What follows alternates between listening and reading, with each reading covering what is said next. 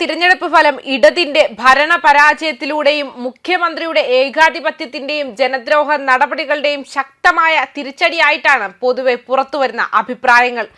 തുടർഭരണം കയ്യിൽ കിട്ടിയതു മുതൽ ജനങ്ങളെ പിന്തുണയ്ക്കുന്നതിനു പകരം അവരെ കഷ്ടപ്പെടുത്തുകയാണ് സർക്കാർ ചെയ്തത്. മാത്രമല്ല, തിരഞ്ഞെടുപ്പ് അടുത്ത സമയത്ത് പെൻഷൻ കൊടുത്ത് ജനങ്ങളുടെ വോട്ട് നേടിയെടുക്കാമെന്ന തന്ത്രവും ഇവിടെ പാളിപ്പോയി. ജനങ്ങൾ മടുത്തു തുടങ്ങിയിരിക്കുന്നു, മാറ്റത്തിന് ആഗ്രഹിക്കുന്നു. ഇടതിന്റെ ഭരണം ഇനി കേരള ജനത ആഗ്രഹിക്കുന്നില്ല.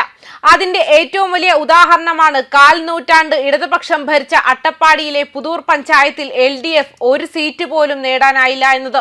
ആകെയുള്ള 14 വാർഡുകളിൽ 7 വീതം സീറ്റുകളിൽ CPM-ഉം CPI-യും മത്സരിച്ചെങ്കിലും എവിടെയും ജയിക്കാനായില്ല. പല വാർഡുകളിലും LDF സ്ഥാനാർത്ഥികൾ 3-ാം സ്ഥാനത്തായി. ഇവിടെ BJP ഭരണം പിടിച്ചു. 9 സീറ്റുകൾ നേടിയാണ് BJP ഏറ്റവും വലിയ ഒറ്റകക്ഷിയായത്.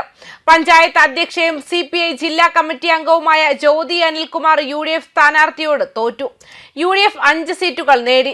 LDF-ൽ നിന്ന് 5 സീറ്റുകളാണ് BJP പിടിച്ചെടുത്തത്. 1 സീറ്റ് UDF-ഉം പിടിച്ചെടുത്തു. 2020-ലെ തദ്ദേശ തിരഞ്ഞെടുപ്പിൽ LDF 6, UDF 3, BJP 3 എന്നിങ്ങനെയായിരുന്നു സീറ്റ് നില. ഗോത്രവർഗക്കാർ ഉൾപ്പെടെ ആദിവാസികൾ കൂടുതലുള്ള പഞ്ചായത്താണ് പുതൂർ.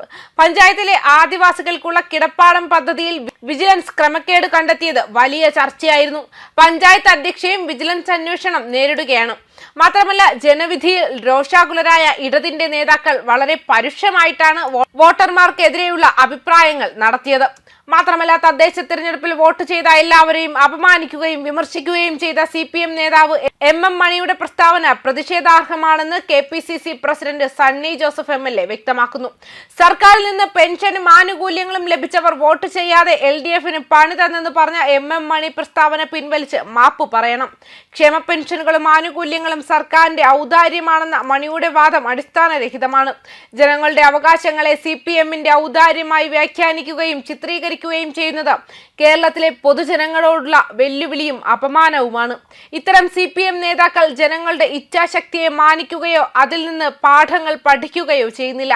MM മണിയുടെ പ്രസ്താവനയിലൂടെയാണ് CPM നേതാക്കളുടെ ചിന്തകൾ പുറത്തു വന്നതെന്ന് സണ്ണി ജോസഫ് പറയുന്നുണ്ട്. തദ്ദേശ തിരഞ്ഞെടുപ്പിൽ LDF-നേറ്റ കനത്ത പരാജയത്തെ തുടർന്ന് കടുത്ത ഭാഷയിൽ വോട്ടർമാരെ അപമാനിച്ച CPM നേതാവ് MM മണിക്കെതിരെ സോഷ്യൽ മീഡിയയിൽ ട്രോളുകളും പ്രവഹിക്കുന്നുണ്ട്.